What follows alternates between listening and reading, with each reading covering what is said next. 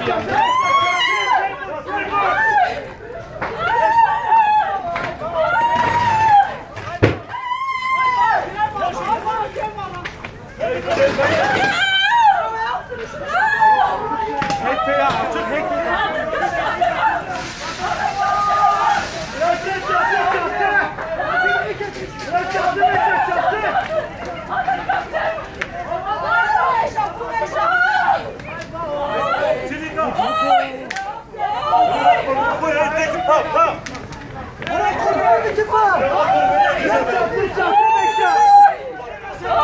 Çatı yandı, çatı. Çatı yandı, çatı.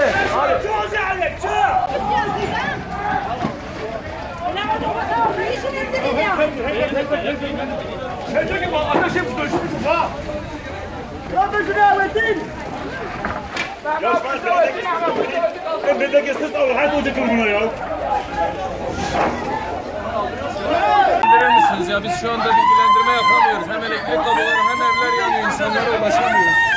Büyük bir yangın var. Evet, Sayın Valim.